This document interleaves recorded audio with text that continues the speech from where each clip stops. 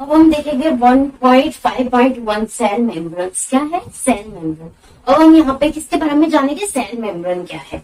All cell whether prokaryotics or eukaryotics are bound by a limited membranes called the cell membranes। अब जितने भी यूकारियोटिक्स और प्रोकारियोटिक cell है ना, वो किसके बने हुए, एक लिक्विड के बने हुए, किसके, लिमिटेड मेम्ब्रेन है। जैसे ये है सेल, ओके। अब इसके अंदर है ना लिमिटेड लिक्विड जैसा है, लिमिटेड मेम्ब्रेन जैसा, मेम्ब्रेन यानी लिक्विड जैसा, द्रव्य बोलते गुजराती में, द्रव्य जैसा है, एक लिक्विड जैसा है।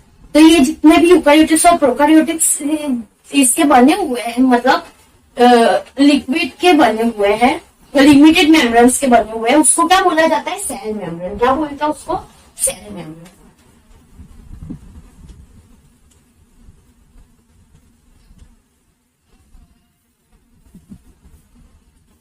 और the plasma membrane, cell membranes भी बोलते हैं या तो फिर इसको प्लाज्मा मेम्ब्रेन्स भी बोला जाता है, प्लाज्मा।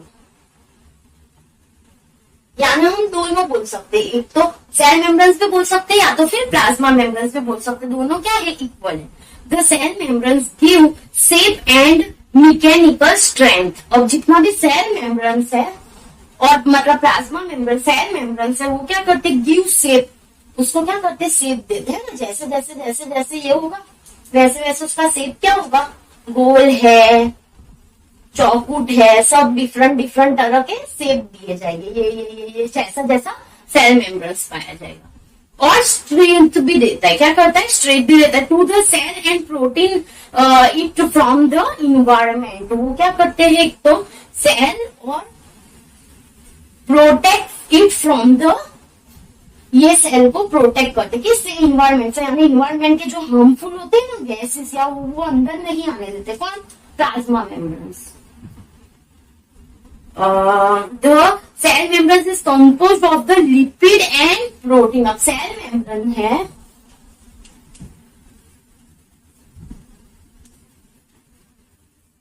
तो किसका बना हुआ है, बिकमिंग यानी बनना,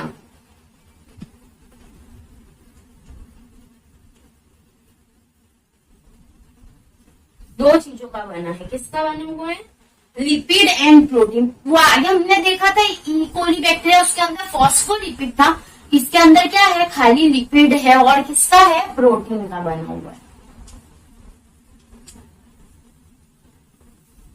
यानी जो सेल मेम्ब्रेन्स है वो ऑल यूकारियोटिक और प्रोकारियोटिक्स में क्या है, सेल मेम्ब्रेन्स पाया गया है। क्योंकि सेल मेम्ब्रेन क्या करता है, एक तो सेल मेम्ब्रेन इनको क्या करता है, एक तो शेप देता है, शेप, वो कैसे कैसे ये है, और शेप देता है और स्ट्रेंथ देता है। क्या देता है, स्ट्रेंथ। और जो बाहर के हार्मफुल इन्वायरमेंट के जो भी चीजें ना उसको अंदर नहीं एंटर होने से बचाते हैं। सेल को क्या करता है, वो प्रोटेक्ट रखता है, सेल को इन्वायरमेंट से क्या रखता है, प्रोटेक्ट रखता है। यानी जैसे ये सेल है, अभी बाहर से कोई चीज को आने नहीं देगा क्योंकि अंदर सेल मेम्ब्रेन ऑलरेडी है, पूरा भरा हुआ है, भरा हुआ है तो कहाँ से आएगा, जब खाली होगा तब जगह होती है। ये तो सेल मेम्ब्रेन से ही भर गया है पूरा सेल, तो सेल बाहर की क्यों, इन्वायरमेंट में से क्यों किसी चीज को लेगा, इसके लिए वो पूरा क्या हो जाता है, भरा हुआ रहता है। अब सेल मेम्ब्रेन किसका बना हुआ है, दो चीजों का, किसका, एक तो लिपिड का और प्रोटीन का बना हुआ है।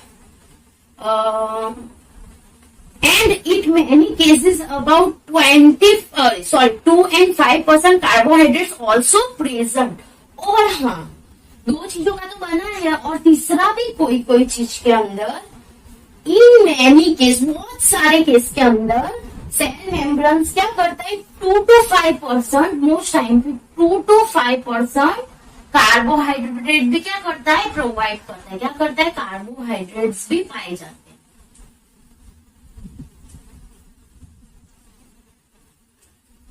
यानी जो सेल मेम्ब्रेन्स है वो किसका बना हुआ है, लिपिड का और प्रोटीन का तो बना ही है, लेकिन किसी किसी मतलब बहुत ज्यादातर सेल में, मैनी सेल के अंदर, मतलब कोई कोई नहीं लेकिन बहुत ज्यादातर सेल में 2 to 5%, 2 से 5% क्या होता है, कार्बोहाइड्रेट्स भी पाया गया है। क्या पाया गया है, carbohydrates.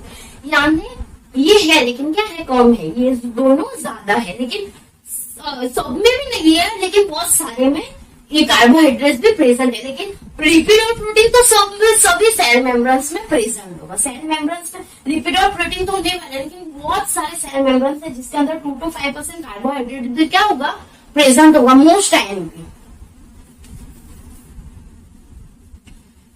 These carbohydrates are linked to the proteins or the lipid। अब ये किसके साथ लिंक्ड है, लिंक्ड मतलब जुड़ा हुआ है, प्रोटीन के साथ भी और लिपिड के साथ भी जुड़ा हुआ रहेगा तभी तो बनेगा, क्योंकि ये दोनों बहुत ज्यादा है, ये दोनों बनेंगे। हट निकल यहाँ से, तेरे को मैं क्यों ये करूं, तो उसका तो कुछ आना ही वाला ही नहीं है। देखो 2 to 5% ही है, इसके लिए किससे, दोनों से जुड़ा हुआ है लिंक, सिंपल सी बात है ना।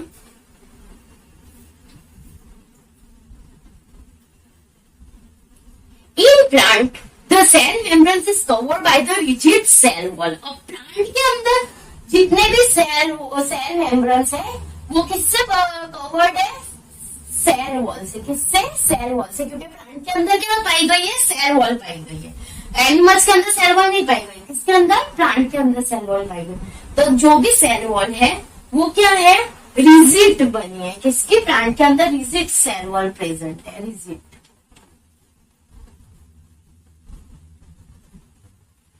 Whose major contents of the cellulose, जो किसकी बनी हुई है, सेल्यूलोज की।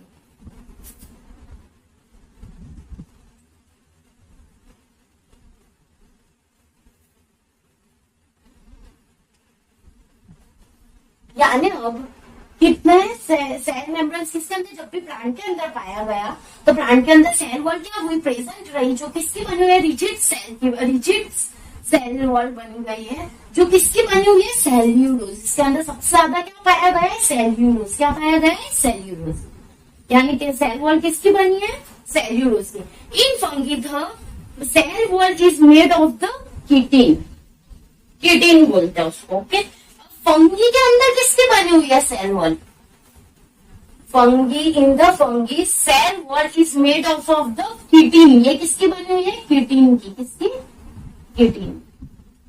स्पेलिंग देख लेना थोड़ी सी, CHITIN बरोबर है। तो जो प्लांट के अंदर है वो रिजिड सेल वॉल है, जो सेल्यूलोज की बनी है, और फंगी के अंदर क्या है, मोस्ट टाइम फंगी के अंदर क्या है, सेल वॉल किसकी बनी है, चीटिन की, सॉरी चीटिन, किसकी, चीटिन की।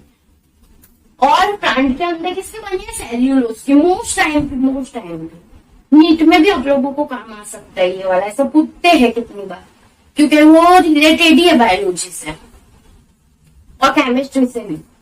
Among the various model purpose for the plasma membranes the most satisfactory model that is generally accepted is the fluid mosaic model. यानी ये जो भी है वो फ्लूइड-मॉस्की मॉडल है।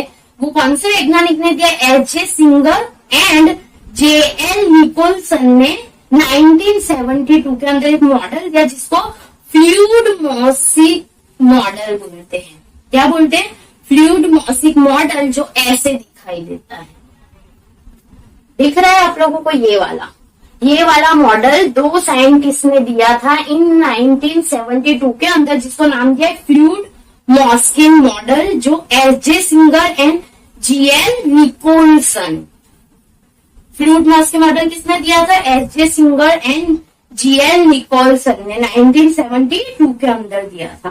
This model satisfactory account for the several observe properties of the plasma membranes. जो model ने plasma membranes की प्रॉपर्टीज क्या है उसको क्या करा, डिनोट किया है, प्लाज्मा मेम्ब्रेन्स किस किस चीजों में काम आता है। यानी ये याद रखना, ये मैं लिख देती हूँ, क्या दिया था, फ्लूइड-मॉस्की मॉडल। किसको समझने के लिए, सेल मेम्ब्रेन्स को, यानी प्लाज्मा मेम्ब्रेन्स को। तो फ्लूइड-मॉस्की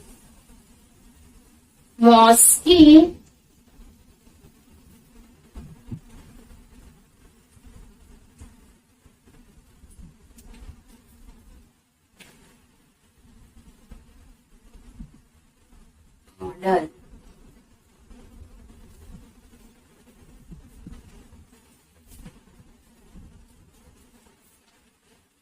कौन से साइंटिस्ट ने दिया था, ये इसके रिलेटेड नहीं, ये मतलब दूसरा टॉपिक है, उससे इसी के अंदर है लेकिन ये दूसरा है। कौन से साइंटिस्ट ने दिया था, H.J. सिंगर। साइंटिस्ट के नाम बहुत टफ होते हैं याद रखने को। और जीएल, क्योंकि टफ ही नाम इतने होते हैं पता ही नहीं चलता।